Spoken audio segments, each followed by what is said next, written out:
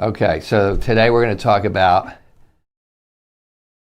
how do we reduce your reactions to chemicals. And we've talked about chemicals, so what do you do about it? So it's an interesting thing. The first thing you do about it is try to get rid of as many of them as you can, but the topic is how do I reduce my reactions to it?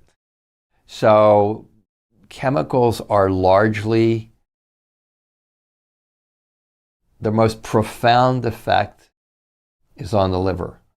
Okay, your liver does, it used to be 350 things, now I think it's up to 500 things that your 500 metabolic pathways that your liver is involved in, literally.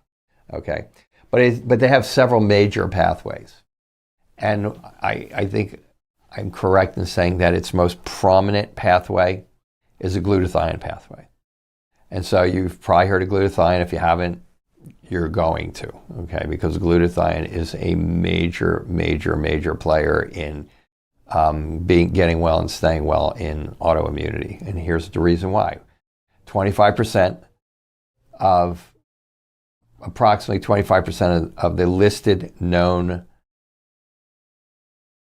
triggers that trigger immune thyroid disease or perpetually keep triggering it are toxins, are chemicals, are BPA, they're plastics, they're formaldehyde, they're all these things that we live in. We live in this soup of chemicals.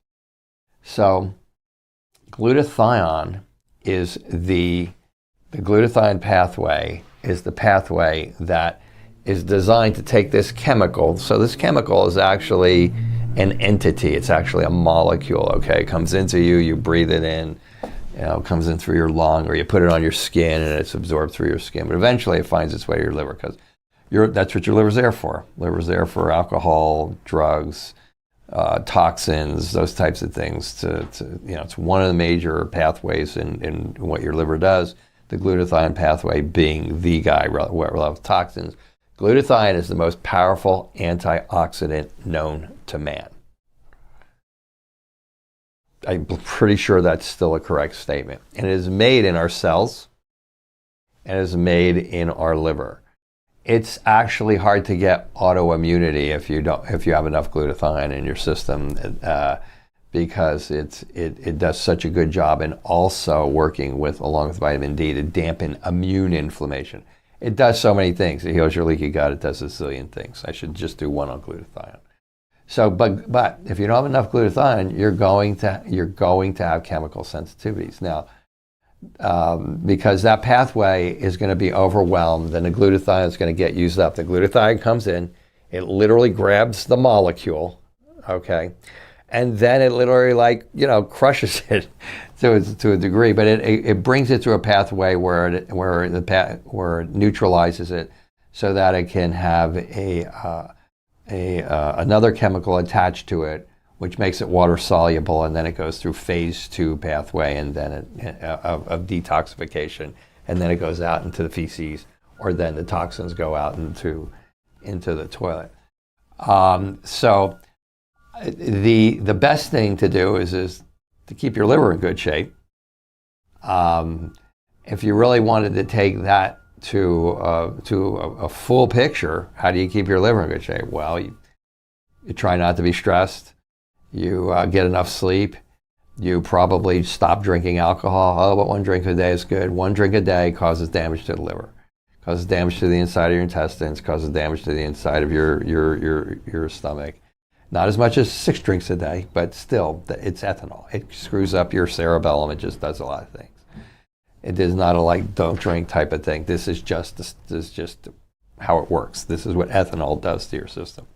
And since your liver has to process the alcohol, and most people know that if you drink too much alcohol, now I'm not talking about those people in general, but it's going to beat up your liver. Well, even one drink causes some astringency to your liver. So your liver is where it's at when it comes to detoxing you from all of these chemicals or making you not react to the chemicals.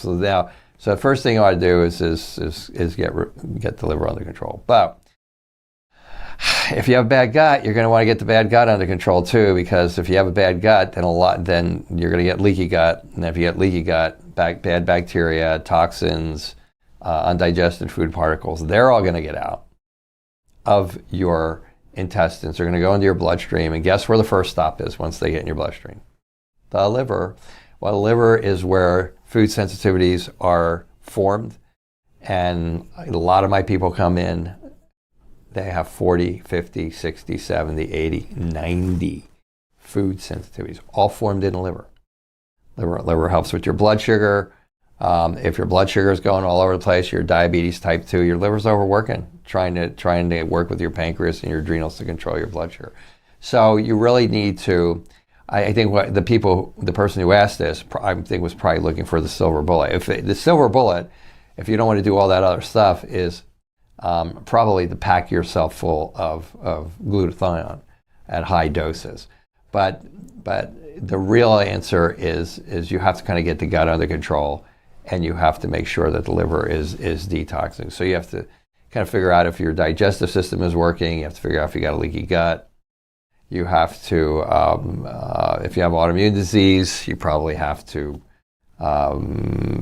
address that to some degree, preferably with an alternative approach, because that puts a tremendous demand on the liver when it flares up. And then now you have the liver like in kind of good shape. Now you use the glutathione, it really works. Now I can use an example. For me, I have eczema, okay, and so I do all the right things. I sleep properly. I get nice exercise. I don't eat anything. I have celiac, so I don't eat gluten, and I have Hashimoto, so I don't do iodine. All these other things, I do all of that. But if I don't take, but on top of that, I also kind of have poor liver and pancreas function.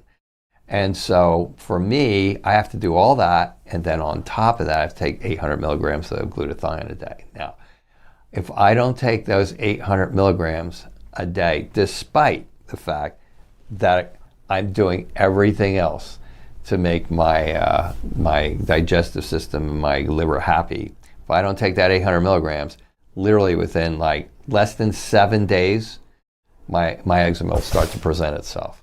Okay, and I'll go, oh, I ran out of glutathione. It's really expensive stuff, so I should have kept taking it. And so I go take it, literally, and again, because this glutathione is being laid in on top of a system that is pretty well as balanced as can be for someone who has 5 autoimmune conditions. When I layer it back in, because I'm doing all the good stuff, literally within 48 hours, my eczema will go back away. So, I mean, there's a lot to it. I guess that's my point. Okay, my point is there's not a silver bullet. If there was a silver bullet, depending on where your physiology is, it's possible.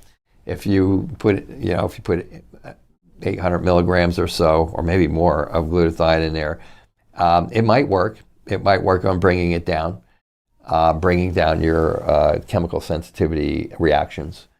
But likelihood is you're gonna need to fix your leaky gut. You're gonna need to, because most people who have those reactions have a leaky gut.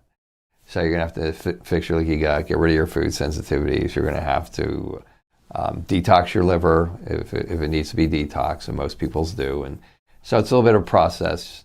There's that, then the glutathione, liver detoxification, of course, is a part of that. So any of the types of detoxifications that you are familiar with, I mean, every good vitamin company has a good liver detox product, and then there's the milk thistles and all the things you probably already know about. But that's really where it's at. Chemical sensitivities, that's where it's at. It's liver, gallbladder, which I kind of chunk together. It's liver, gallbladder, glutathione, fix everything else that needs to be fixed.